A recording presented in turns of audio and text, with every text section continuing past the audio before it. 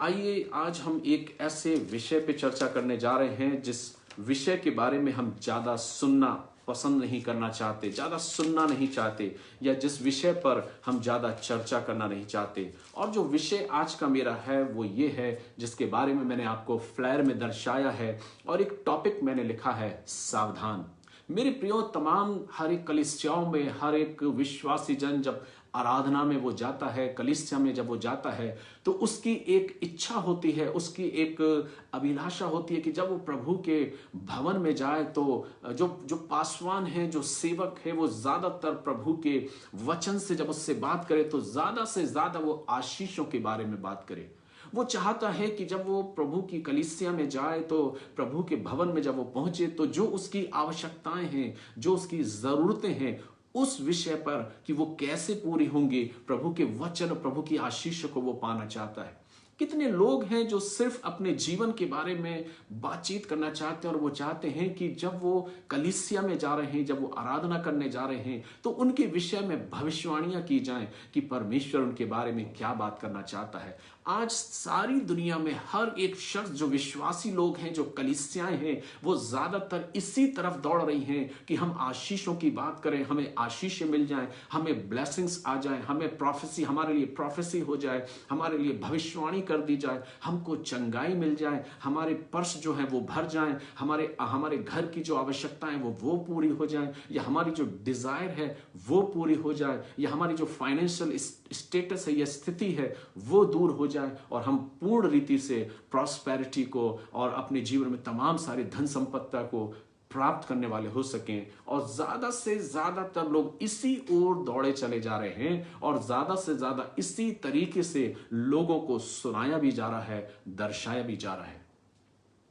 लेकिन मेरे प्रियो, ये समय है एक चेतावनी का, ये समय है आपके और मेरे जीवन को देखने का कि क्या मैं और आप अपने जिंदगी में इस बात को देखना चाहते हैं कि क्या वास्तव में मैं अपने जीवन को संवार पाया। कहीं ऐसा तो नहीं कि मैं सिर्फ इस दुनिया की तमाम सारी उस चकाचौंध को प्राप्त करने के लिए, इस दुनिया की तमाम सारी धन संपत्ति को प्राप्त करने के लिए ही मैं सिर्फ आगे बढ़ा जा रहा हूं, लेकिन मैंने अपने जीवन के बारे में नहीं सोचा। आज मैं उसी बारे में आपसे चर्चा करने जा रहा हूं, और मैं आज बात करने जा रहा हूं नर्क के विषय में और उस वास्तविकता के विषय में जिसकी वास्तविकता को कई लोग झुठला देना चाहते हैं। मेरे प्रियो, मैं परमेश्वर के वचन से इन बातों को रखूंगा क्योंकि मैं एक मसीही हूं और मसीह विश्वास में बड़ा पला और अपने जीवन में मसीह विश्वास में ही अपने जीवन को जिया है। तो मैं ज्यादा से ज्यादा प्रभु के वचन से ही आपसे चर्चा करूंगा क्योंकि मेरा इस वचन पर अटूट विश्वास है जो कोई मेरे विश्वास को डिगा नहीं सकता। और इसलिए आज की सुबह में आपसे इस वचन के द्वारा बात करना चाहता हूं, और आप मेरे साथ निकाल लीजिए लूका का सुसमाचार और उसका 16वां अध्याय, और उसकी कुछ चंद आयतों को मैं आपके बीच में पढ़ूंगा। लूका रचित सुसमाचार उसका 16वां अध्याय और उसकी 28वीं आयत को अगर आप पढ़ेंगे तो वहां पर एक बात लिखी है जिसके विषय में वर्णन है, वो मैं आगे आपसे चर्चा करूंगा। चूंकि आप जानते हैं 28वीं आयत में वचन कहता है, क्योंकि मेरे 5 भाई हैं, वह उनके सामने इन बातों की गवाही दे, ऐसा ना हो कि वे भी इस पीड़ा की जगह में आए। मेरे प्रियो, आज का मेरा जो टॉपिक है वो है सावधान। मुझे और आपको सावधान रहने की जरूरत है। सांसारिक जीवन में, अपने दैनिक जीवन में हम कितने सजग और सचेत रहते हैं। अगर आप अपने जीवन में इन स्लोगन को जो सड़क पर लिखे होते हैं कि कृपया कर अपने वाहन को धीरे चलाएं क्योंकि आगे खतरनाक मोड़ है, और अगर एक जो उसके साथ बैठा हुआ जो ड्राइव कर रहा है कार को या गाड़ी को ड्राइव कर रहा है, अगर वो स्लोगन को नहीं पढ़ता है और अगर पढ़ने के बाद भी अगर उसे नजरअंदाज करता है और उसी स्पीड में अगर गाड़ी को चलाता है, और अगर उसे भूल जाता है कि वो क्या लिखा था सड़क के बाजू में कि सावधान, अपनी गाड़ी की गति को लिमिट करें, एक सही स्थिति में गाड़ी को चलाएं क्योंकि आगे खतरनाक मोड़ है। ना जाने कितने ऐसे लोग हैं मेरे प्रियो जो इन बातों को नजरअंदाज कर देते हैं, और जब एक ही स्पीड में जब बिना सोचे समझे वाहन को चलाते हैं तो आगे जाके हमें देखने को मिलता है कि उनका एक्सीडेंट हो जाता है और वो उस सड़क किनारे मरे हुए पड़े रहते हैं। कई बार हमने देखा होगा कि जब हम अपने वाहन को, अपने व्हीकल को जब चलाते हैं तो हमें सजग और सचेत किया जाता है कि कृपया कर अपने वाहन को धीरे चलाएं, क्योंकि आगे जो है एक खतरनाक मोड़ है, आगे जो है स्पीड ब्रेकर है, अपनी गति को कंट्रोल कर लें, क्योंकि अगर आप गति कंट्रोल नहीं करेंगे तो हो सकता है स्पीड ब्रेकर के कारण आपको क्षति पहुंच सकती है। हम देखते हैं जैसे ही स्पीड ब्रेकर हमें देखने को मिलता है, हम अपनी गति को, अपनी गाड़ी की सीमा को, गति जो है उसको हम लिमिट कर लेते हैं, उसको धीरे कर लेते हैं, कहीं ऐसा ना हो कि हमको किसी भी प्रकार की हानि उठाना पड़े। मेरे प्रियो, कई जगह ऐसे ऐसे इलेक्ट्रिकल पार्ट्स होते हैं जिन इलेक्ट्रिकल पार्ट्स में कई बार जब हम पहुंचते हैं तो वहां पर एक डेंजर, एक खतरे का निशान बना हुआ होता है और एक खतरे का निशान लिखा रहता है और वहां पे लिखा रहता है खतरा है, इसके पास आप ना आए। यहां पर खतरा है, आप इसके पास ना आए। मेरे कहने का तात्पर्य है मेरे प्रियो कि जब हम एक इस दुनिया में रहते हैं, इस सांसारिक दुनिया में रहते हैं, तो कई बार वे लोग, वे जो मूर्ख हैं, जो उन खतरों को देखने के बाद भी, जानने के बाद भी कई बार ऐसे हादसे उनके साथ होते हैं जिनको वो नजरअंदाज करते हैं और देखने में ये आया है वे अपने जीवन से अपनी जान को खो बैठते हैं। लेकिन बाइबल में भी कहीं ना कहीं इस प्रकार से कुछ बातों को लिखा है जिसके विषय में प्रभु उन बातों को दर्शाता है और वो चेतावनी देकर गया जब इस संसार में आया। तो बाइबल कहती है कि प्रभु यीशु मसीह जब इस संसार में आया तो उसने लोगों को चिताया और चेतावनी दी कि तुम उससे मत डरो जो तुम्हारे शरीरों को घात करते हैं, पर उससे डरो जो तुम्हारी आत्मा को घात करते हैं। कहीं ऐसा ना हो कि तुम्हारी आत्मा नष्ट हो जाए और तुम उस स्थान के लिए चले जाओ जो शायद तुम्हारे लिए नहीं बनाया गया। मैं जिक्र कर रहा हूं नर्क के विषय में मेरे प्रियो। बहुत से विश्वासी लोग कई बार इस विषय में सुनना पसंद नहीं करना चाहते। बहुत से ऐसे लोग हैं जिन्होंने सुना तो है लेकिन वो अपने सिर्फ दिल को बहलाना चाहते हैं, और कई ऐसे विश्वासी लोग जिन बातों को बोलते हैं, मसीह जो है इस बात को कहते हैं कि स्वर्ग और नर्क सिर्फ इसी जमीन पर है, और अगर तुम अच्छे कामों को करोगे तो तुम्हारा जीवन अच्छे से संसार में गुजरेगा, और अगर बुरा काम करोगे तो तुम अपने कामों का प्रतिफल पाओगे। मेरे प्रियो, कहने का तात्पर्य यह है, कहने का अर्थ यह है कि जब हम और आप अपने जीवन में, संसार में अपनी जिंदगी को गुजारते हैं तो कई बार हम और आप ये बात सोचते हैं कि शायद स्वर्ग और नर्क यही है। आज कितने ऐसे लोग हैं जो इस बात को कहते हैं, जो शायद अलग अलग कौम के हों, अलग अलग स्थानों के हों, लेकिन वे इस बात को कहते हैं कि स्वर्ग और नर्क इसी संसार में है, सब कुछ हमें यही भुगतना पड़ता है। लेकिन वे गफलत में है मेरे प्रियो, वे धोखे में हैं, और इसलिए मैं आज आपको सावधान करना चाहता हूं प्रभु के वचन से, प्रभु की बातों को रखकर, क्योंकि प्रभु का वचन जो है वो परमेश्वर की आत्मा से भरा हुआ है, परमेश्वर की आत्मा से रचा गया है। बाइबल कहती है कि तुम्हें सावधान रहने की जरूरत है। जब प्रभु यीशु मसीह आया तो उसका तात्पर्य ये था कि वो मुझे मौत से बचा ले, मुझे मौत से छुड़ा ले, और वचन कहता है कि वो मुझे मौत पर विजय हासिल दे। और इसलिए वचन कहता है जब प्रभु यीशु मसीह आया तो उसने अपने आप को बलिदान किया, और अपने आप को बलिदान करने के बाद वचन कहता है कि वो तीसरे दिन मृतकों में से जी उठा। कई बार हम तमाम सारे चैनल्स पर, तमाम सारे आसपास के लोगों के मुख से, और तमाम सारे यूट्यूब चैनल्स पर हम इस बात को सुनते हैं जो कई बार यीशु मसीह के विषय में अपनी विरोधाभास बातों को करते हैं। वो कहते हैं कि अगर तुम्हारा यीशु मसीह अगर सच में वास्तव में परमेश्वर था तो उसने अपने आप को कलवरी के क्रूस से क्यों नहीं बचा लिया? क्यों उसने लोगों के द्वारा उस ताड़ना को सहा? क्यों उसे क्रूस पर चढ़ा दिया गया? क्यों उसे मार डाला गया? लेकिन मैं आपको यहां रोकना चाहता हूं, और अगर आने वाले समय में आपसे भी कोई इस प्रकार से बात करे तो आप उस बात को सुनने के बाद ये कहें कि आपने सिर्फ इतना ही पढ़ा है कि उसको क्रूस पर मार दिया गया, क्रूस पर टांग दिया गया। चूंकि तुम कहते हो कि तुम्हारा प्रभु अगर महान है तो उसने क्रूस पर से क्यों नहीं उतार लिया, क्रूस पर से क्यों नहीं उतर आया, और उसने अपने आप को क्यों नहीं बचा लिया? मेरे प्रियो, ऐसे भाइयों को इस बात को कहिए कि मेरा और आपका प्रभु यीशु मसीह जो स्वयं परमेश्वर था और मानव रूप लेके संसार में आया, वो सिर्फ मर ही नहीं गया, लेकिन इतिहास इस बात का गवाह है, और इतिहास इस बात का गवाही देता है कि प्रभु यीशु मसीह मरने के बाद गाड़ा गया और तीसरे दिन मृतकों में से जी उठा। कोई ऐसा नहीं जो मृतकों में से जी उठा हो और लोगों के देखते देखते स्वर्ग पे चला गया हो और स्वर्गदूतों ने उसके विषय में गवाही दी, लोगों ने उसके विषय में गवाही दी। और इसलिए आज दुनिया के हर कोने में मसीही विश्वासी पाए जाते हैं। ऐसे भाई बहनों से बोलिए कि यीशु मसीह ने इसलिए चुप रहा था कि तुम अनंत जीवन को प्राप्त कर लो, तुम उस नरक के भागी ना बन जाओ, तुम उस दंड के भागी ना बन जाओ। यीशु मसीह इसलिए चुप रहा क्योंकि अर्थ था उसके बलिदान के द्वारा ही मुझको और आपको अनंत जीवन मिलना था। लेकिन यीशु मसीह मर नहीं गया मेरे प्रियो, यीशु मसीह जीवित हुआ, उस कब्र में से जीवित हुआ और परमेश्वर ने उसको जीवित किया और वो लोगों को दिखाई दिया और देखते देखते लोगों के वो स्वर्ग पर उठा लिया गया। और वचन कहता पिता की दाहिनी ओर विराजमान है। ये हमारा मसीही विश्वास है। और इसलिए मेरे प्रियो हमारा प्रभु यीशु मसीह आज जीवित है, इसलिए हम किसी भी प्रकार से अपने प्रभु की आराधना आत्मा और सच्चाई के साथ करते हैं। और एक जो सच्चा मसीह विश्वासी है वो अपने अपने स्थान में प्रभु की इबादत के लिए अपने जीवन को समर्पित करता है। लेकिन मेरे प्रियो क्यों प्रभु यीशु मसीह संसार में क्यों आया मेरे प्रियो? इसलिए आया क्योंकि वो मुझे पाप की उस दलदल से छुड़ाना चाहता था। मेरे और आपके पाप जो हम और आप इस संसार में करते मेरे प्रियो, हमारे और आपके पापों का कोई सार नहीं था, किसी रीति से हम शुद्ध नहीं हो सकते। सिर्फ और सिर्फ वचन कहता है मेमने के उस लहू से जो स्वयं प्रभु यीशु मसीह एक मेमना बन के संसार में आया और उसने अपने आप को बलिदान कर दिया। उसके शरीर की एक एक लहू की एक एक बूंद मेरे एक एक गुनाहों को क्षमा करती है। और इसलिए तो वचन कहता है कि जब एक शख्स चाहे वो कोई भी हो, जब उस पर ईमान लाता है मेरे प्रियो, वे शख्स जब कहते हैं कि मैं विश्वास करता हूं कि मसीह यीशु मेरे लिए मारा गया और गाड़ा गया, तो हम मसीही भी जब ये विश्वास करते हैं उसी दिन मेरा और आपका उद्धार होता है। और हम और आप अपने आप को उस दंड से, उस नर की उस आग से अपने आप को बचा लेते हैं।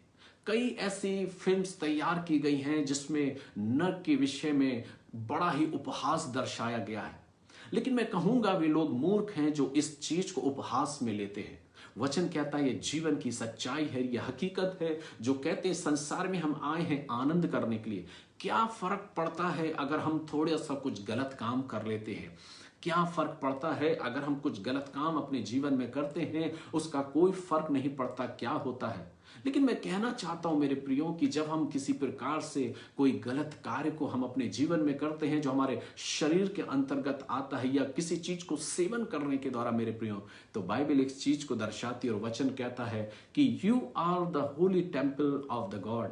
तुम परमेश्वर के पवित्र मंदिर हो और परमेश्वर का आत्मा तुम में वास करता है। जब मैं और आप परमेश्वर के मंदिर है मेरे प्रियो, तो प्रभु ने अपने आत्मा को, जो पवित्र आत्मा है, मेरे और आपके अंदर रखा है। तो कोई भी अशुद्ध चीज मेरे अंदर कैसे जा सकती है? कौन सी बात मेरे मन से कैसे निकल सकती है?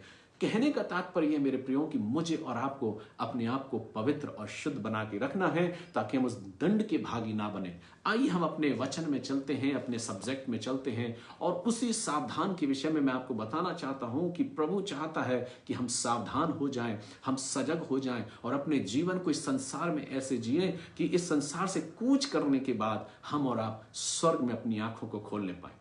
मेरे प्रियो, इस बात को हम समझेंगे कैसे? हम कैसे समझें कि वास्तव में नरक और स्वर्ग वास्तविकता है? क्योंकि जब हम सर्च करते हैं तो लोगों ने अलग अलग अपनी अपनी काल्पनिक बातों को, अपने अपने विचारों को और अपनी अपनी धारणाओं को व्यक्त किया है। लेकिन मैं उन धारणाओं के विषय में, उन विचारों की ओर ध्यान नहीं करना चाहूंगा। मैं तो उस विषय में कहूंगा जो हमारा पवित्र शास्त्र वचन कहता है।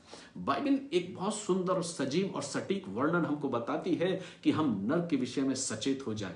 बाइबल कहती है, जिसके विषय में वर्णन करता है लूका 16 और उसके 19वें पद से अगर पढ़ेंगे तो वचन कहता है यीशु मसीह ने एक परमेश्वर के उस वचन को, उन बातों को अपने शागिर्दों के बीच में रखा एक दृष्टांत की रीति से। और उसने कहा कि एक मनुष्य था जो कि बहुत धनवान था। और बाइबल कहती है वो धनवान था और वो अपने जीवन में सुख सुविधा की, हर भोग विलास की हर वस्तुओं को प्रतिदिन अपने जीवन में उपयोग करता था। वो बैजनी वस्त्र पहना करता था, मलमल का वस्त्र पहनता था। यानी कि कहने का तात्पर्य यह है कि वो पूर्ण रीति से बहुत आनंद के साथ और बड़े आनंद के साथ अपने जीवन को व्यतीत करता था। लेकिन उसके आगे वचन कहता है कि एक और शख्स था जो कि उसकी डेवड़ी पे पड़ा रहता था और उसकी डेवड़ी पर छोड़ दिया जाता था। उसके घर के सामने उसकी डेवड़ी पर क्योंकि वो बहुत ही गरीब था और उसके कई घाव घाव थे जिसका नाम लाजर था। वचन कहता है यहां पर लाजर के बारे में वृतांत है, लेकिन उस व्यक्ति के बारे में नाम का जिक्र नहीं है, लेकिन सिर्फ कहते हैं कि एक मलमल पहनने वाला, वैजनी वस्त्र पहनने वाला एक धनी मनुष्य था। एक धनी मनुष्य के बारे में बात किया जा रहा है और वचन कहता है कि वो अपने जीवन में सब प्रकार की सुख सुविधाएं लिया करता था, लेकिन उसका ध्यान लाजर की तरफ नहीं था। और वचन कहता है कि जब लाजर उसकी ड्योढ़ी पे पड़ा रहता था तो वो उसकी चूर चार को जो उसकी मेज पर से गिरती थी, कई बार वो चूर चार उसको दे दी जाती थी और वो उसको खा लिया करता था। लेकिन जो मेन मुख्य मुद्दा है वो ये कि उसने कभी भी उसकी ओर दृष्टि नहीं की, उसने कभी भी उसकी ओर ध्यान नहीं दिया, उसने कभी भी उसकी ओर अपने ध्यान को नहीं रखा। और मेरे प्रियो, वचन कहता है कि जब उसने इस प्रकार के जीवन को जिया, चूंकि प्रभु का वचन कहता है कि तुम जो कि इन छोटों के साथ करते हो वो तुम मेरे साथ करते हो। आज हम और आप जब प्रभु के वचन में आगे चलते हैं मेरे प्रियो, तो हमारा मकसद ही ये है कि हम अपने तमाम उन लोगों की सेवा सहायता करें जो नीडी हैं, जो जरूरतमंद हैं, जिनको शायद कोई पूछ नहीं रहा, हम उन तक पहुंचते हैं ताकि हम उनके लिए प्रभु के उस प्रेम को प्रकट कर सकें। और इसलिए मेरे प्रियो, वचन कहता है उस नरक के विषय में मैं चर्चा करना चाहता हूं कि जब उस व्यक्ति ने सोचा कि यही मेरा सब कुछ जीवन है, लेकिन एक समय आया कि वो लाजर भी मर गया और वो धनवान भी मर गया। और वचन यहां पर कहता है, परमेश्वर का वचन यहां पर इस प्रकार से दर्शाता है कि 21वें पद में, और वह चाहता था कि धनवान की मेज पर की झूठन से अपना पेट भरे, यहां तक कि कुत्ते भी आकर उसके घाव को चाटते थे। और ऐसा हुआ कि कंगाल मर गया। वचन कहता है और ऐसा हुआ कि कंगाल मर गया, अर्थात वो लाजर जो था वो मर गया। और मरने के बाद वचन कहता है, जो वचन दर्शाता है, डायरेक्ट वचन कहता है, और स्वर्गदूतों ने उसे ले जाकर अब्राहम की गोद में पहुंचाया। मेरे प्रियो, ये बात सत्य है कि जो इस संसार में जिसका जन्म हुआ है उसका मरना तय है। हम और आप जब इस संसार में जन्म लेते हैं मेरे प्रियो, तो उसी दिन से हमारा काउंटडाउन चालू हो जाता है और हमारा मरना निश्चित है। एक एज के बाद, एक उम्र आने के बाद हमारा मरना निश्चित है। लेकिन मेरे प्रियो, सिर्फ वहीं पर खत्म नहीं हो जाती बात। जैसा कि कई बार लोग सोचते हैं कि एक मृत्यु के बाद फिर हमारा दूसरा जन्म होगा, फिर हम जन्म लेंगे, फिर हमारा पुनर्जन्म होगा। हम उस बातों पर बिल्कुल विश्वास नहीं करते, क्योंकि बाइबल उसके बारे में कुछ नहीं कहती। बाइबल इस बात को कहती है, जैसे ही इंसान का जन्म होता है उसका मृत्यु होना, उसका मरना तय है, और उसके बाद उसका न्याय होना निश्चित है, पक्का है। मेरे प्रियो, यहां पर वचन कहता है कि जैसे ही वो कंगाल मर गया, वचन कहता है स्वर्गदूतों ने ले जाकर उसे अब्राम की गोद में छोड़ दिया, अब्राहम की गोद में रख दिया। अर्थात वो उस भाग में गया जो आशीष और आनंद का भाग था। हम सोचते हैं कि मरने के बाद हम देखेंगे, हम नरक जाएं चाहे स्वर्ग जाएं, हमें कोई फर्क नहीं पड़ता। लेकिन ये जीवन हमको मिला है, इसमें तो हम आनंद ही करेंगे, इसमें हमारे मन के अनुसार चलेंगे, जैसा हमारा मन कहता वैसा ही हम करेंगे। सपोपदेशक की पुस्तक बहुत अच्छे से एक वृतांत हमको बताती है, और सपोपदेशक की पुस्तक को जब हम पढ़ते हैं तो वहां लिखा है, हे जवान, अपने जवानी के दिनों में आनंद और मग्न रहे, लेकिन याद रख कि जो कुछ तू करता है उन सब का जवाब परमेश्वर तुझसे मांगेगा। उन सब के बारे में परमेश्वर तेरा न्याय करेगा कि तूने संसार में क्या किया है। कई बार लोग इस गफलत में होते हैं, वो कहते हैं कि कोई न्याय नहीं होने का, कोई हमारा किसी प्रकार का दंड देने की बात नहीं है। परमेश्वर ने एक ही तो जीवन दिया है, इसमें जैसे जिंदगी चाहो वैसे तुम गुजारो। मैं आपको एक उदाहरण देना चाहता हूं। अगर आप ये कहते हैं कि कोई न्याय नहीं होने का, कोई काम गलत नहीं है, कोई परमेश्वर हमारा दंड नहीं देगा, कोई हम नरक में नहीं जाएंगे, तो मैं उनसे ये पूछना चाहता हूं मेरे प्रियो, उन प्रिय भाई बहनों से, कि जब हम और आप अपने माँ बाप की, जब हम औलाद होते हैं, जो हमारे माँ बाप हैं, चाहे वो बुजुर्ग हों चाहे हम जवान हो गए हों, लेकिन माँ बाप के लिए उनके जवान बच्चे भी आज भी बच्चे ही कहलाते हैं। और जब हम अपने माँ बाप की दृष्टि के सामने अगर कोई गलत काम करते हैं, तो हमारे माँ बाप हमको क्या करते हैं? हमारी माँ और बाप हमको ताड़ना देते हैं। पहली बात, वो हमको ताड़ना देते हैं, वो हमें दंड देते हैं, वो हमें पीटते हैं, हमें डांटते हैं, वो ताड़ना देते हैं कि ये गलत काम हम क्यों कर रहे हैं, क्यों देते हैं? क्योंकि उन्हें वो काम पसंद नहीं है, वो काम अच्छा नहीं है, और इसलिए हर माता पिता अपने बच्चों को एक सही दिशा निर्देश देते हैं। आज दुनिया में ऐसे कई लोग हैं जो इस बात की गफलत में हैं कि वो, उनका कहना है कि जो कुछ हम करते हैं कुछ गलत नहीं है, कुछ गलत नहीं है, हम सब कुछ कर सकते हैं। चाहे वो अपनी किसी भी उन तमाम सारी बातों को लेके बोले, चाहे वो उनकी व्यसन हो, जो गलत व्यसन हो, जो अपने शरीरों में वो स्वीकार करते हो, और वो कहते हैं थोड़े से में क्या फर्क पड़ता है, अगर हम अपनी जिंदगी को ऐसे जी रहे हैं तो उससे क्या फर्क पड़ता है।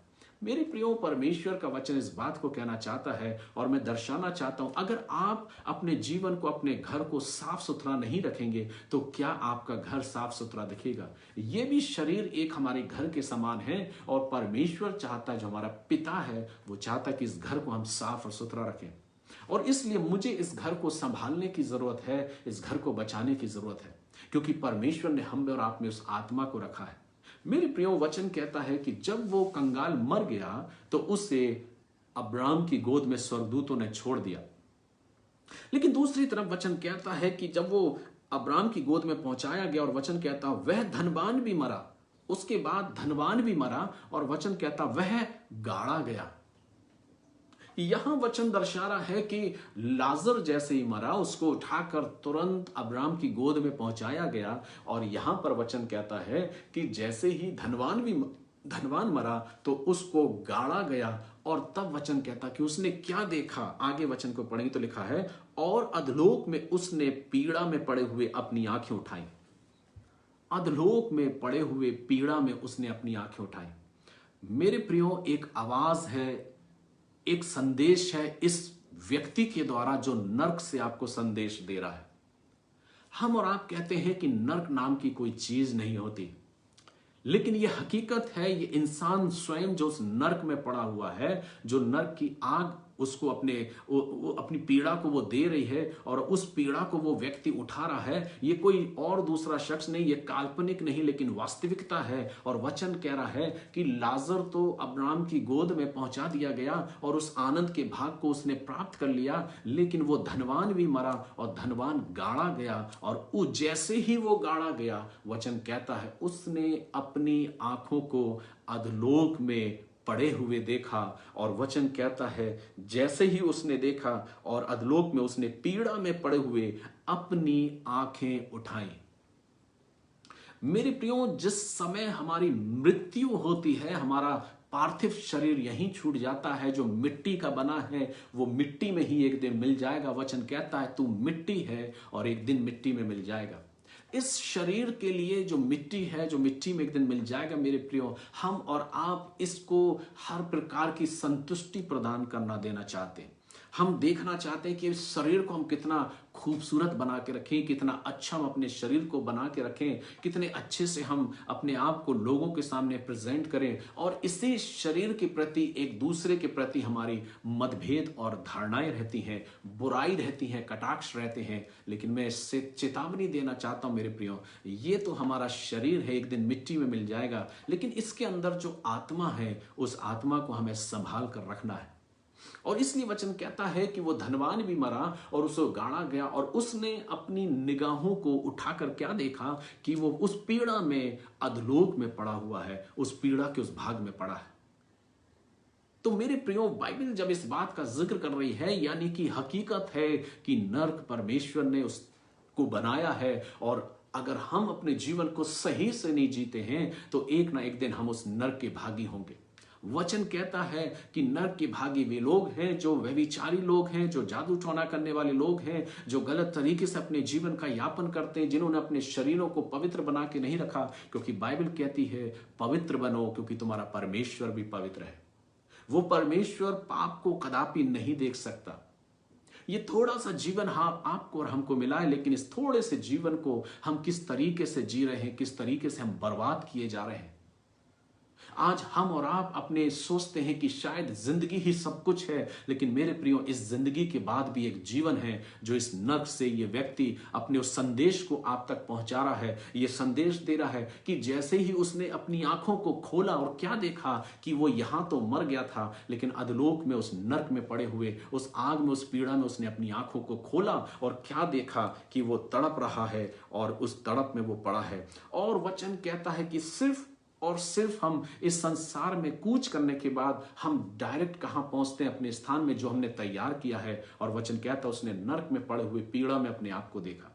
दूसरी चीज यहां पर वचन कहता है कि वो व्यक्ति, जो भी शख्स है जो अपने जीवन को अगर बहुत साधारण तरीके से, बहुत पवित्रता के साथ अगर जीवन को जी रहा है, और मान लीजिए अगर बीते समयों में आपने बहुत सारे गुनाहों को किए हो या कोई भी गुनाह आपसे हुए हो, मेरे प्रियो, आपको किसी भी प्रकार से कुछ चीज करने की जरूरत नहीं। जो काम करना है वो ये है कि हमें प्रभु के पास अपने घुटनों को टेकना है और प्रभु से सिर्फ एक प्रार्थना करना है, हे प्रभु मुझे क्षमा कर।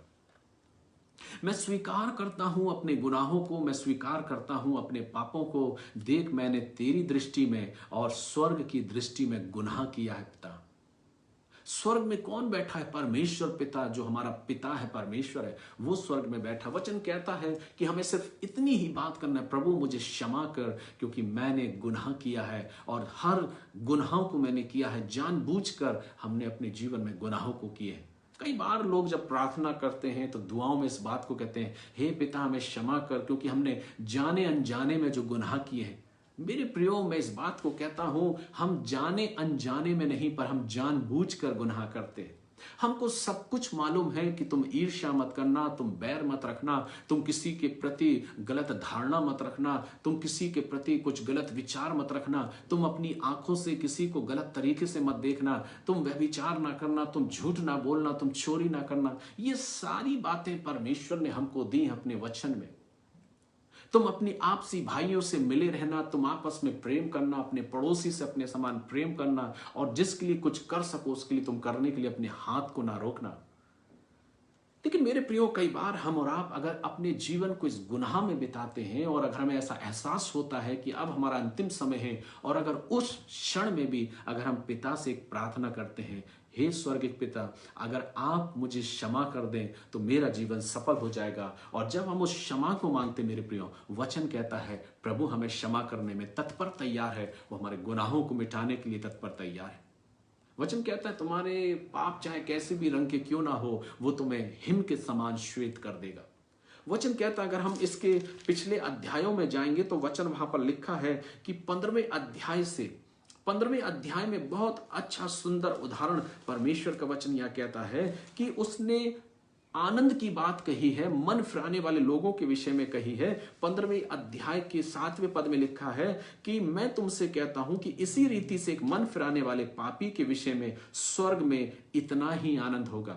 जब एक पापी मन फिराता है तो स्वर्ग में आनंद होता है। मेरे प्रियो, वचन कहता है खोई हुई भेड़ का दृष्टांत उसने दिया यीशु मसीह ने, और वो दर्शा रहा है कि जब एक भेड़ खो जाती है और 100 भेड़ों में से एक भेड़ खो जाती है, तो जब वो भेड़ मिलती है तो वो आनंद करता, स्वर्ग में आनंद होता है। ठीक वैसे ही है, जब एक पापी मन फिराता है तो स्वर्ग में आनंद होता है, क्योंकि वो नरक में जाने से बचा लिया गया।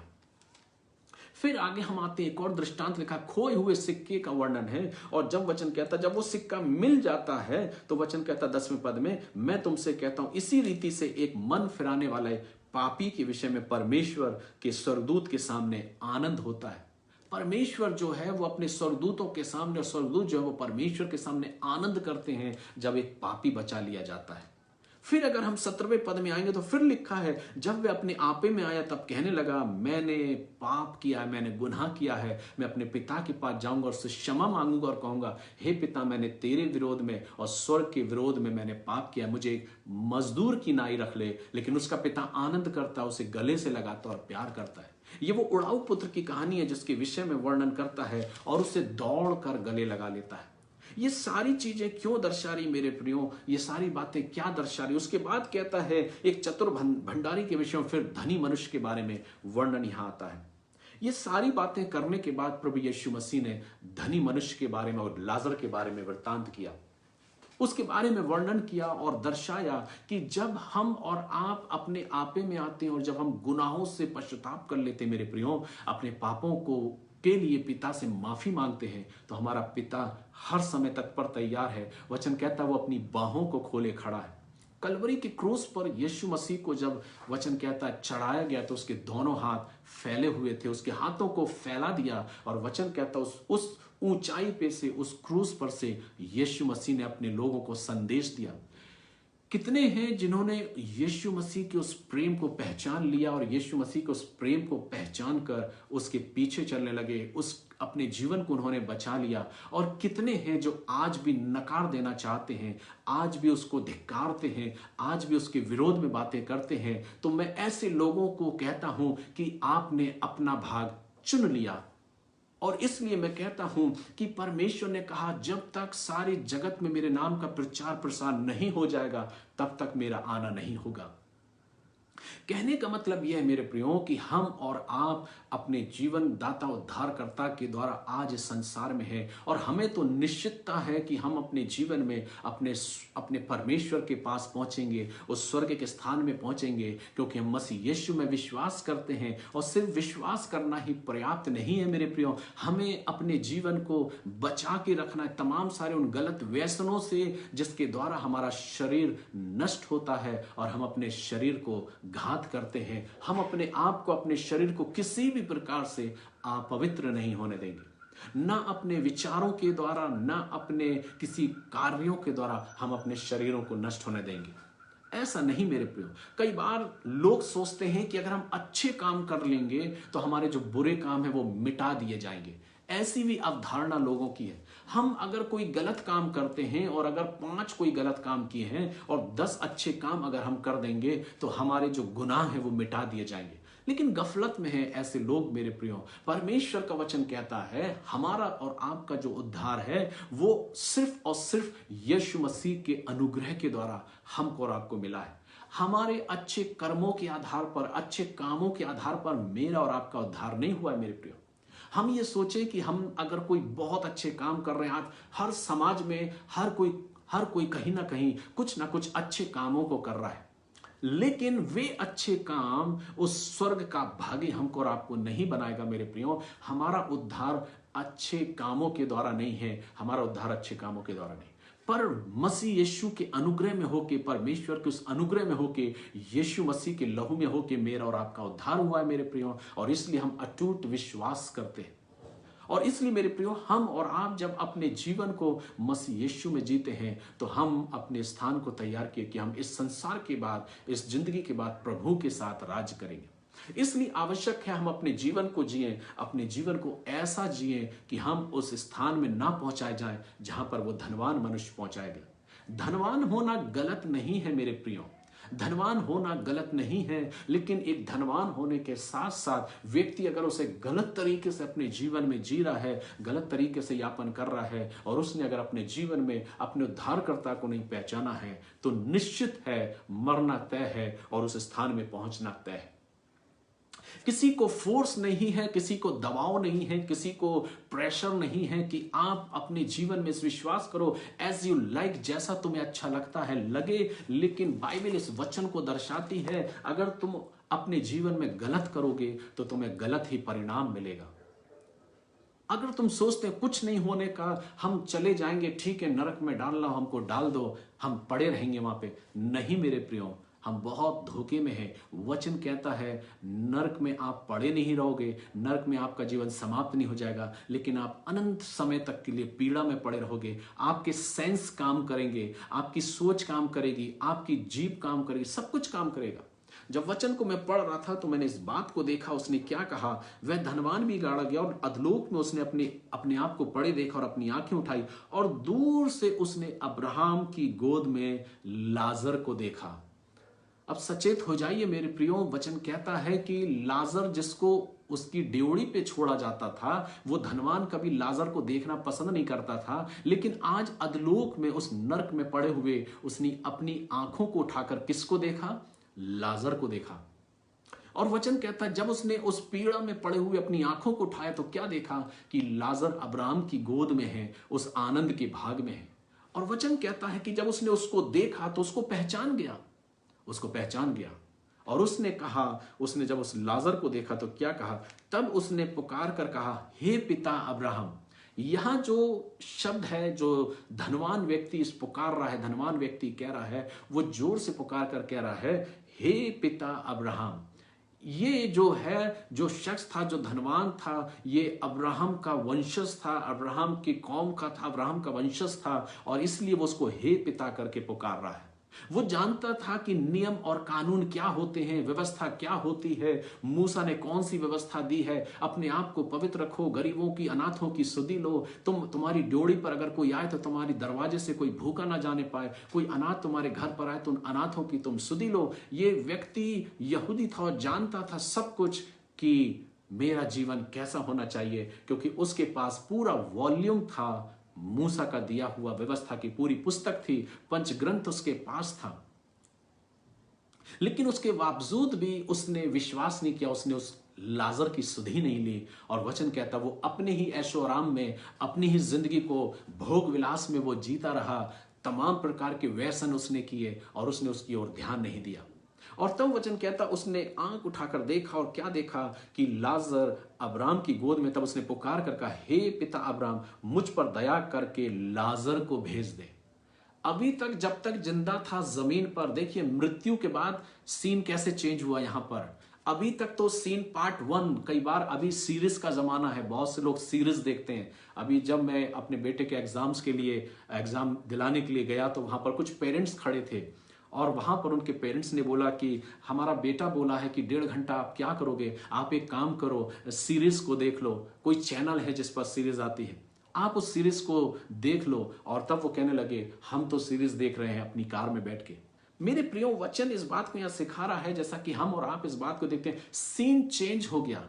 जब तक लाजर था, धनवान था, तो धनवान अपने घर में था, आनंद कर रहा था, लाजर उसकी ड्योढ़ी पे पड़ा था। एक सीन पार्ट 1 चल रहा था, जिसमें लाजर को कभी भी धनवान ने नहीं देखा, ना उसको कभी पुकारा, ना उसके लिए कभी कुछ दिया। लेकिन पार्ट 2 में जैसी सीन चेंज होता है, जैसे ही मृत्यु होती है, लाजर आनंद के भाग में पहुंच जाता है और धनवान जो है वो नर्क के भाग में पहुंच जाता है और पीड़ा में पड़ा है। अब सीन 2 में क्या हो रहा है, सीन 2 ये चल रहा है कि वो पुकार रहा है कि हे मेरे पिता अब्राहम, लाजर को भेज दे यहां पे कि वो मेरी जीभ को ठंडा कर दे। पहली चीज मेरे प्रियो, नर्क जो है वो वास्तविक है। मैं सिर्फ यही कहना चाहता हूं मेरे प्रियो, जिंदगी का कोई भरोसा नहीं किस दिन हमारा अंतिम क्षण आ जाए, लेकिन आज वो वक्त है, शायद इस चैनल के माध्यम से, शायद इस पेज के माध्यम से, शायद इस संदेश के माध्यम से परमेश्वर आपसे बात करना चाह रहा है। आप ये सोच के मेरे साथ मत जुड़िए कि आज रेवरेंड सोलोमन हमसे बात कर रहे हैं या हम लिली ग्रोव चर्च पेज के द्वारा आपसे बात कर रहे हैं। मैं कोई नहीं होता मेरे प्रियो, ये खुदा का कलाम है, खुदा का वचन है, परमेश्वर की आत्मा है, परमेश्वर की आवाज है जो आप लोगों से बात कर रही है। आप मुझको मत सुनिए, परमेश्वर की आवाज को सुनिए, परमेश्वर के वचन को सुनिए। शायद स्वर्ग से ये आवाज है, वो मुझको और आपको चेतावनी देना चाह रहा है। इस विपरीत परिस्थितियों में जब इंसान की जिंदगी का कोई भरोसा नहीं, वो फिर हमें चेतावनी दे रहा है, कहीं ऐसा ना हो मेरे बेटे और बेटियों कि तुम स्वर्ग के भागी ना होकर नर्क के भागी बन जाओ। इसलिए मैं तुम्हें चिताना चाहता हूं मेरे प्रियो। इसलिए आप मुझे ना सुनिए, अपने आप को सुनिए, अपनी आवाज को सुनिए, परमेश्वर की आवाज को सुनिए। वचन कहता है नर्क वास्तविक है, क्योंकि यहां से ये संदेश, ये आदमी, ये इंसान, ये धनवान आपको दे रहा है, मैं नहीं दे रहा। और वचन कहता जब धनवान उस नर्क में गया, उस पीड़ा में गया, तो उसने अपनी आंखों को उठाया। पहली चीज, आप नर्क में जब हम इस बात को देखते हैं तो आप इस बात को जानिए कि नर्क में हम देखने वाले होंगे और अपने लोगों को पहचानेंगे। आज हम और आप एक दूसरे को पहचानते हैं, वैसे ही उस स्थान पर भी एक दूसरे को पहचानने पाएंगे। स्वर्ग से व्यक्ति नर्क में पड़े व्यक्ति को पहचानेगा और नर्क में पड़ा हुआ व्यक्ति स्वर्ग में बैठे हुए इंसान को पहचान लेगा। जैसे इस धनवान ने पहचान लिया, इसने क्या देखा, अपनी आंखों को उठाया और क्या देखा, पीड़ा में तड़पते हुए, पीड़ा में तड़पते उसने लाजर की ओर देखा और अब्राहम से क्या कहा, हे मेरे पिता अब्राहम, लाजर को भेज दे कि वो मेरी जीभ को ठंडा कर दे, ताकि वह अपनी उंगली का सिरा पानी में भिगोकर मेरी जीभ को ठंडा कर दे। वहां पर प्यास की बात है, प्यास का जिक्र है, यानी कि आपके अंदर वो सेंस रहेंगे, आपको वो अनुभूति होगी, आपके अंदर वो फीलिंग होगी कि भूख क्या होती है और प्यास क्या होती है। आप सिर्फ तड़पने की बात नहीं कर रहे हैं, आप इस बात को जानिए, हम इस बात को जाने कि उस नर्क में वचन कहता है, बाइबल दर्शा रही है कि उस धनवान ने उस पीड़ा को महसूस किया, उस अनुभूति किया, उस फीलिंग को जो भूख और प्यास की फीलिंग थी। वचन कहता है, उसने कहा लाजर को भेज दे कि वो उंगली का सिरा अपनी पानी में डुबोकर मेरी जीभ को ठंडा कर दे। आज दुनिया में ना जाने कितने ऐसे लोग हैं जो सबसे ज्यादा दुनिया का महंगा पानी पीते हैं। मैं उस विषय पर चर्चा करना नहीं चाहता, आप गूगल में सर्च कर सकते हैं। जो दुनिया का सबसे महंगा वाटर है, सबसे महंगा पानी है, लाखों रुपए में है, और उन पानियों को व्यक्ति अपने जीवन में पीते हैं। आप इधर तो उन लाखों करोड़ों के पानी के जिसकी बॉटल प्योर 24 कैरेट गोल्ड की बनी हुई होती है, उन पानी को लोग पीते हैं। लेकिन मेरे प्रियो, परमेश्वर का वचन क्या कहता है? क्या उस प्यास को अगर हम गलत जीवन जिएंगे, गलत तरीके से जिएंगे और अगर उस भाग का हम हिस्सा बन गए, तो वचन क्या कहता है? वहां प्यास बुझाने के लिए कोई पानी नहीं है। वचन कहता है, उसने लाजर से कहा उसे भेज दे कि वो उंगली के सिरे को डुबो के मेरी जीभ को ठंडा कर दे। मेरे प्रियो, नर्क हकीकत है। ये धनवान वहां पर संदेश दे रहा है आज मुझे और आपको, देखो मैं यहां पे पड़ा हुआ हूं पीड़ा में, तुम मत आ जाना। आगे मैं संदेश में बताऊंगा आपको वो कैसे आग्रह कर रहा है। तो पहली चीज, उस नर्क के भाग में जैसे ही हमारी मृत्यु होती है मेरे प्रियो, हम अपने भाग को स्वयं चुनते हैं। परमेश्वर ने नर्क हमारे लिए नहीं बनाया मेरे प्रियो, परमेश्वर ने नर्क हमारे लिए नहीं बनाया। जो परमेश्वर इतनी बड़ी बड़ी ज्योतियों को बना सकता है, जिसके विषय में आज साइंस पता नहीं कर पाई है, जिसके करीब आज साइंस सूर्य के पास आज नहीं पहुंच पाई, जिस बड़ी ज्योति को परमेश्वर ने बनाया, इस बड़े आग के गोले को तैयार किया, तो वो क्या नर्क जैसी चीज को नहीं बना सकता?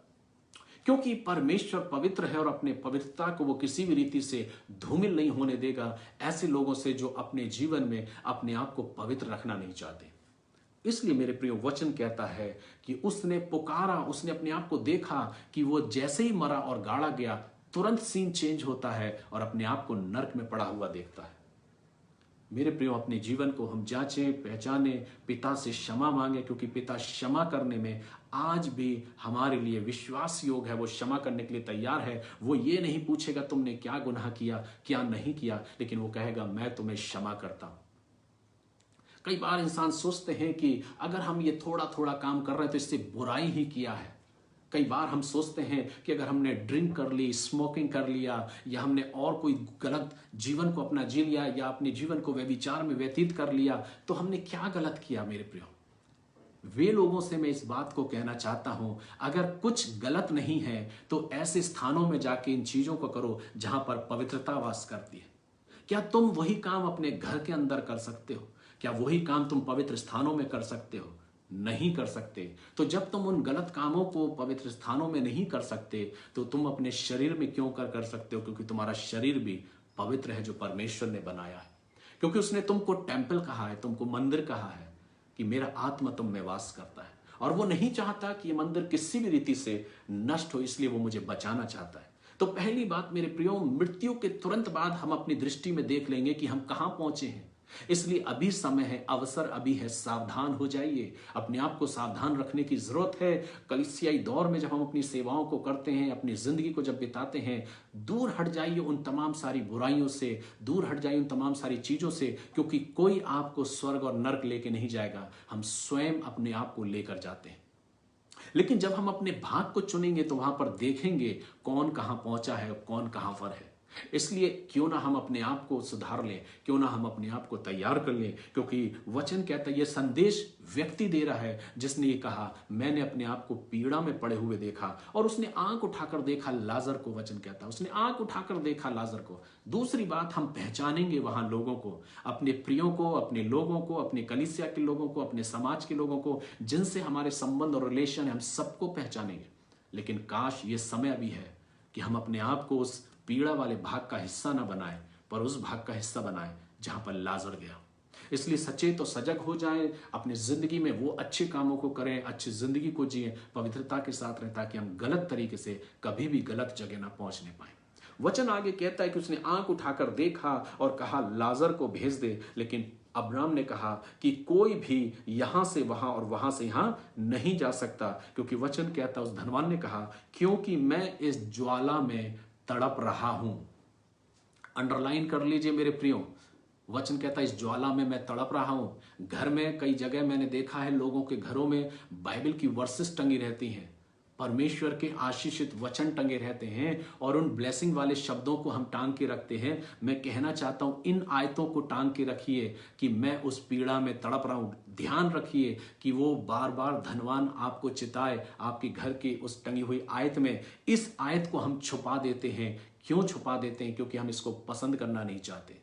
लेकिन हकीकत है जीवन की, वो धनवान उस तड़प वाले भाग में गया और उसने कहा मैं ज्वाला में तड़प रहा हूं। और तब अब्राहम कहता हे पुत्र स्मरण कर। देखिए पिता का प्रेम अभी भी खत्म नहीं हुआ।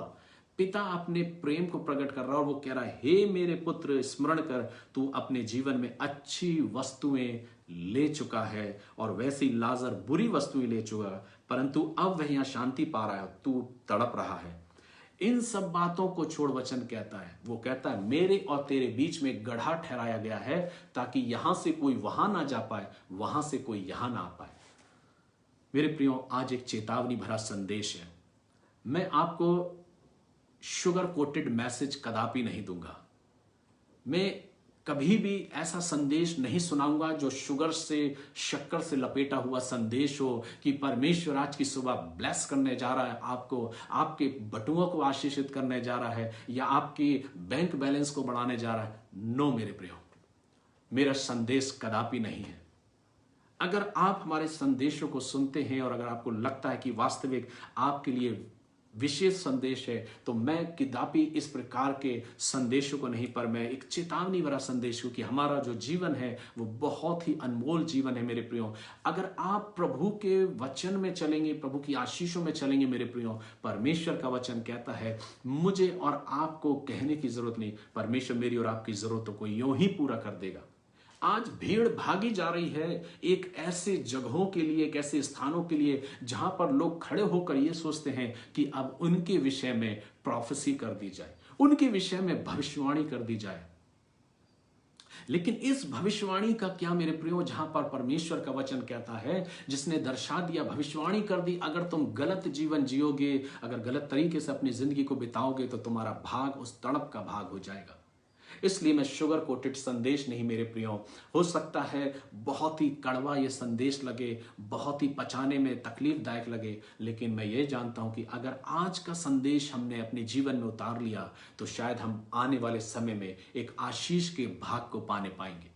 और इसलिए मेरे प्रियो, मैं संदेश को जब आपके बीच में दे रहा हूं तो हम इस बात को जाने कि हमें अपने आप को बचाने की जरूरत है, अपने जीवन को बचाने की जरूरत है, क्योंकि ये एक ऐसा शख्स है जिसके विषय में वर्णन है कि उसने अपने जीवन में सारी अच्छी चीजों को स्वीकार कर लिया था। उसने कभी भी अपने जीवन में लोगों के विषय में नहीं सोचा और उसने वो सब गलत किया जो परमेश्वर की दृष्टि में गलत था, और इसलिए उसको तड़प वाले बाग में पहुंचा दिया। और वचन कहता है उस धनवान ने नरक में पड़े हुए दृष्टि को उठाया, अपनी आंखों को उठाया। वो वहां पे मर नहीं रहा था पर ज्वाला में तड़प रहा था। ये वचन कहता है उसने, धनवान ने अपनी पीड़ाओं को अपनी उस ज्वाला में अपने आप को पड़े देखा।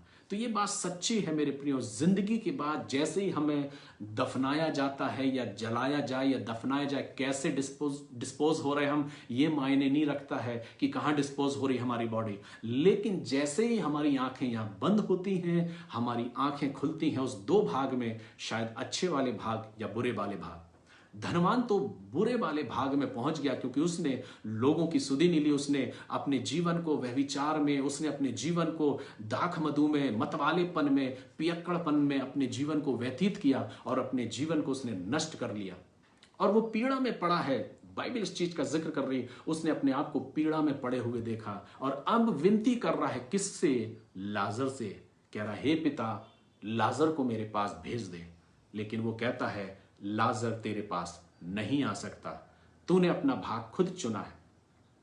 इसलिए मेरे प्रियो, इस जिंदगी में बहुत सचेत और सजग रहें। जिंदगी आपको दिया हुआ एक अनमोल जीवन है जो परमेश्वर ने आपको दिया है। वो अनमोल जीवन है जो आप शायद डायमंड से और गोल्ड से नहीं परचेस कर सकते, शायद आप अपनी जिंदगी की सारी दौलत को भी अगर दे दें तो भी आप इस जीवन को नहीं परचेस कर सकते।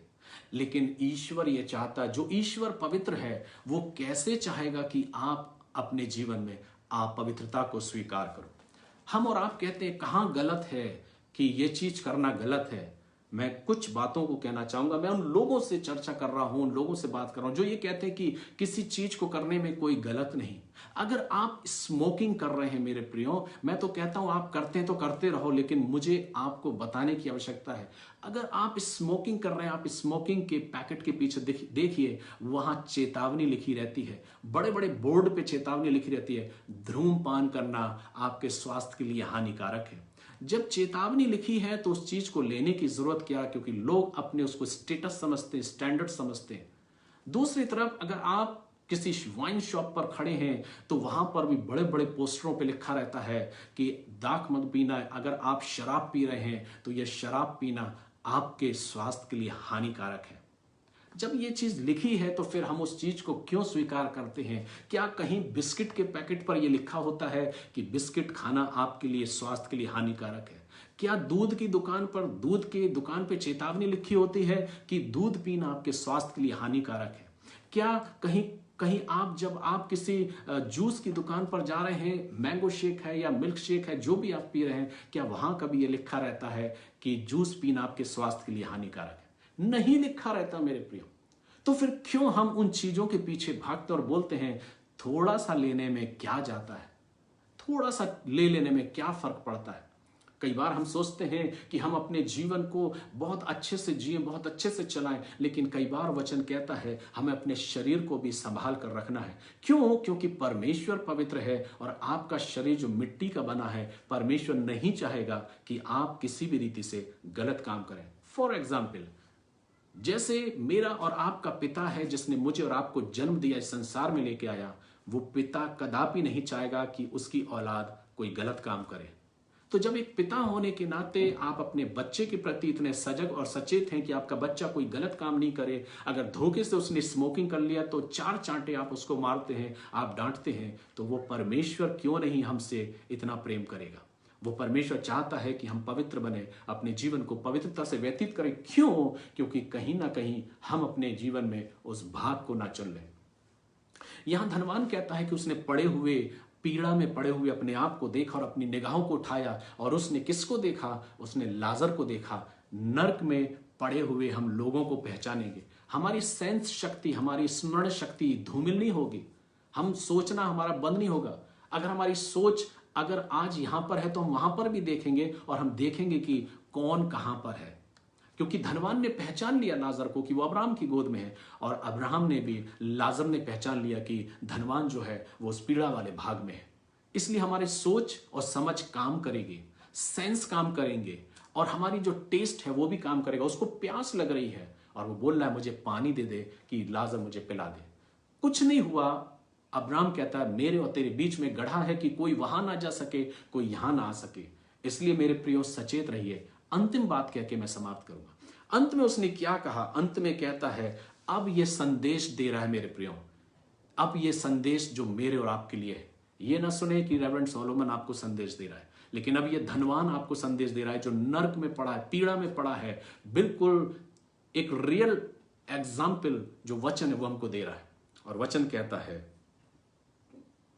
28वें पद में, वो कहता है 27वें पद में, उसने कहा तो हे पिता मैं तुझसे विनती करता हूं। अब देखिए उस नर्क में पड़े हुए अपने भाइयों के लिए वो चिंता कर रहा है। क्या कह रहा है? क्योंकि उसके भाई भी वैसा ही जीवन जी रहे थे, व्यभिचार में अपने आप को लिप्त थे, गलत कार्य वो कर रहे थे, अपने जीवन में ही सिर्फ आनंद मगन थे। अब वो क्या कह रहा है? उस नर्क में पड़े हुए क्या विनती कर रहा है? कह रहा है हे पिता मैं तुझसे विनती करता हूं कि तू उसे मेरे पिता के घर भेज दे, क्योंकि मेरे 5 भाई हैं। वह उनके सामने इन बातों की गवाही दे। किन बातों की गवाही? लाजर जाए उसके भाइयों के पास और कहे देखो तुम्हारा भाई नर्क में पड़ा है, मैंने उसको देखा है, इसलिए मैं आया हूं तुमको बचाने के लिए। तो वो कहता वो इन बातों की गवाही दे, ऐसा ना हो कि वे भी इस पीड़ा का भाग बन जाए, इस पीड़ा की जगह में आए। देखिए धनवान अपने भाइयों के लिए चिंतित हो रहा है।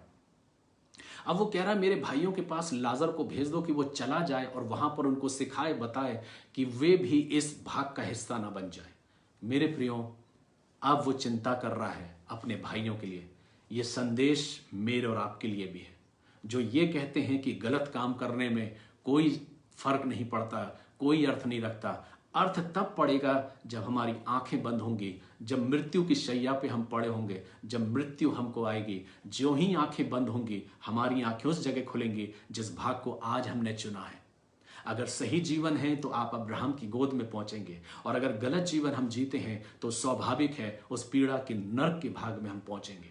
वो कहता है उसको भेज दे कि वो इस जगह में ना आए। ये संदेश है, मैं नहीं दे रहा, ये धनवान आपको दे रहा उस नर्क से संदेश कि वो इस पीड़ा के भाग में ना आए, क्योंकि मैं यहां तड़प रहा हूं। अब तब आगे क्या कहता है वचन? वचन कहता है, उसने कहा उनके पास तो मूसा और भविष्यवक्ताओं की पुस्तकें हैं, वे उनकी सुने। उसने कहा नहीं पिता अब्राहम, यदि कोई मरे हुए में से उनके पास जाए, कोई मरे हुओं में से उनके पास जाए तो वे विश्वास करेंगे और मन फिराएंगे। मन फिराने की बात कर रहा है। अभी तक ऐशो आराम में जिंदगी गुजारी तो मन नहीं फिरा, जैसे ही नरक में पहुंच गया तो मन फिराने की बात कर रहा है। मेरे भाइयों को चिता दे कि वे मन फिरा लें। कोई मृतकों में से जाएगा तो मन वो फिरा लेंगे। मैं आपको रोकना चाहता हूं यहां पे मेरे प्रियो, मृतकों की बात कर रहा है कि मृतकों में से कोई जाए। वचन कहता है उनके पास भविष्यवक्ताओं की पुस्तकें हैं। ये पुस्तक हमारे पास है मेरे प्रियो, जिसको आज स्वीकार करना नहीं चाहते, जिसको शायद आज लेके फेंक देना चाहते हैं। जब लोगों के बीच में बांटी जाती, कई अवसरों पर मेरे प्रियो, कई जगह लोग उसको तिरस्कार कर देते, फेंक देते हैं। कई लोग हैं जो अपनी शायद कार में, जिनको दी गई होगी, पड़ी होगी उनके कार में, शायद हो सकता है आपके घर के कोने में ये पुस्तक पड़ी हो और इस पुस्तक को आपने नहीं उठाया। ये वचन आप तक पहुंचा था कि आपको वो संदेश मिले, आप अपने जीवन को बचाएं। और वचन कहता उनके पास वो पुस्तकें हैं। उसने कहा नहीं, यदि कोई मरे हुए में से जाए। एक शख्स, बाइबल इसका वृत्तांत करती है, यीशु मसीह संसार में आया, उसने अपने आप को बलिदान किया और बलिदान होने के बाद वो गाड़ा गया और तीसरे दिन मृतकों में से जी उठा और लोगों से मिला। वचन कहता है 40 दिन तक वो लोगों को दिखाई देता रहा और लोगों से उसने बातें करी, स्वर्ग के विषय में बातें करी, लोगों को चिताए, लोगों को आशीष दी। और आशीष देने के बाद वचन कहता है वो लोगों के देखते देखते आसमान पर स्वर्ग में उठा लिया गया और पिता के पास विराजमान है। और इसलिए वचन कहता मेरे प्रियो, वचन कहता जब वो उन भविष्यवक्ताओं की नहीं सुने तो मरे हुए में से कोई जाए तो वो उसकी भी नहीं मानेंगे, जैसे आज लोग यीशु मसीह के बारे में भी नहीं मानते। मैं ऐसे लोगों से कहता हूं तुम्हें विश्वास करना करो, नहीं करना नहीं करो, as you like as you wish, तुम्हें करना करो, नहीं करना मत करो, क्योंकि आप अपना हिस्सा खुद चुनेंगे। हमें कोई तकलीफ नहीं, आपको चुनना है तो चुनो। लेकिन हमारा जो फर्ज है वो ये है कि हम तो आपको इस संदेश को जरूर देंगे, इस संदेश को जरूर सुनाएंगे, क्योंकि हम आपसे मोहब्बत करते हैं, हम आपसे प्यार करते हैं। हम चाहते हैं कि आप उस भाग का हिस्सा ना बने, आप उस भाग के हिस्से में ना पहुंचने पाए। जो भी विश्वास हमारा, मुझे कोई फर्क नहीं मेरे प्रियो, लेकिन मुझे अपने जीवन में सिर्फ ये दुआ करना है, हे प्रभु मैं क्षमा चाहता हूं मेरे गुनाहों के लिए। क्योंकि लाजर को उसने अब्राहम की गोद में देखा और धनवान ने अपने आप को उस नरक की गोद में देखा। अब हकीकत क्या है मेरे प्रियो? मैंने अपने आप से कुछ भी नहीं बोला, मैंने अपने विचारों को नहीं बोला, अपनी बातों को नहीं बोला। मैं ये नहीं कह रहा कि आप अपने जीवनों में आपको क्या करना चाहिए। मेरा काम था सिर्फ संदेश को देना। इस संदेश को जितने लोग सुन रहे हैं या इसके बाद जो सुनेंगे, उन सब से मेरा ये आग्रह है, मैंने सिर्फ सावधान किया है। मैंने अपने आप से कुछ नहीं बोला, जो कुछ बोला है इस वचन से बोला है। और इस वचन में जैसा लिखा है वैसा आपके सामने परोस दिया है, वैसा आपके सामने रख दिया है। मैं कोई नहीं, क्योंकि इस वचन ने मुझसे बातचीत किया। ये वचन आपके सामने मैंने रख दिया। मानना नहीं मानना आपके हाथ में है, स्वीकार करना नहीं करना आपके हाथ में है। मैं किसी को प्रेशर नहीं कर रहा, मैं किसी को दबाव नहीं दे रहा कि नहीं आप विश्वास ही कर लो। नो मेरे प्रियो, जीवन आपका है, जिंदगी आपकी है, आप अपने तरीके से जैसा जीना चाहते हैं जिए। लेकिन जो चीज मुझे बताना थी वो ये कि ये मैं नहीं पर धनवान उस नरक में से होके बोल रहा है। एक चेतावनी, एक संदेश, मेरा संदेश नहीं पर यह संदेश इस वचन के माध्यम से नरक में से, उस पीड़ा वाले भाग में से उस धनवान ने आज आपको दिया है। वो क्या कहता है? लाजर को भेज दे कि 5 भाई मेरे और हैं, कहीं ऐसा ना हो कि वो भी यहां पर पहुंच जाए। उन 5 भाइयों में कहीं हम और आप भी तो नहीं मेरे प्रियो। उन 5 भाइयों में कहीं हम और आप भी तो नहीं हैं जिन्होंने शायद अभी तक अपने जीवन को सिर्फ और सिर्फ गलत जीवन को जिया है।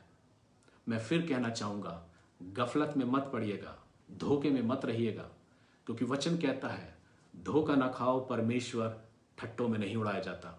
आज कितना भी ठट्टों में हम उड़ा लें उसको मेरे प्रिय, जितने भी लोग चाहे उसको ठट्टों में उड़ाना चाहते उड़ा लें, लेकिन एक दिन आएगा जब हम देखेंगे, जब हम एक स्थान पे होंगे और हम देखेंगे, क्योंकि वचन कहता है उस नर्क से इंसान दूसरे इंसान को पहचान सकता है, जान सकता है, और तब हम इस बात को कह सकते हैं जैसे उस धनवान ने कहा लाजर को भेज दे कि वो मेरे भाइयों को चिताए और इस बात की गवाही दे।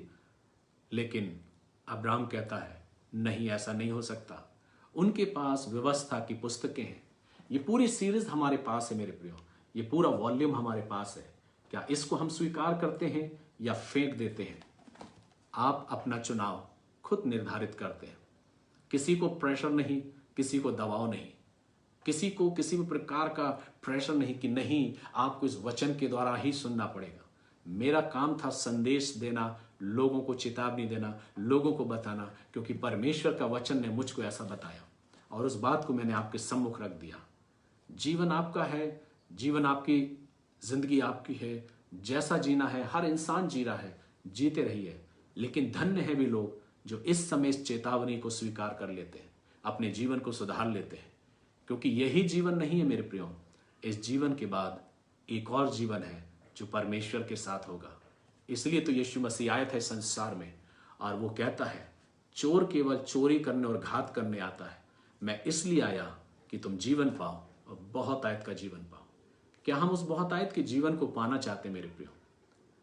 इसमें हर्ज ही क्या है अगर हम एक बहुत अच्छे जीवन को जिए, अगर हम अपने आप को गलत चीजों से अपने आप को अलग करके रखें, अगर हम अपने जीवन को पवित्र बना के रखें। आप एक्सपीरियंस लीजिए, आपको इतना आनंद आएगा, इतना अच्छा लगेगा जब आप अपने जीवन को परमेश्वर की हुजूरी में, परमेश्वर की पवित्रता में, आपकी निगाहें पाक और साफ रहेंगी, आपकी निगाहें खूबसूरत रहेंगी, आपकी निगाहें किसी भी परिस्थिति में किसी भी शख्स को देखकर गंदी नहीं होंगी जब आप अपने आप को प्रभु की समीपता में व्यतीत करोगे। आपकी निगाहों में कोई लोभ नहीं होगा, आपकी निगाहों में कोई लालच नहीं होगा, और जब आप प्रभु के साथ डेली चलोगे मेरे प्रियो, आपको वो आनंद मिलेगा जो आनंद शायद पैसों और रुपयों से नहीं मिल सकता। उस आनंद की अनुभूति लीजिए जिसकी अभिव्यक्ति व्यक्त नहीं की जा सकती, जिसका वर्णन नहीं किया जा सकता।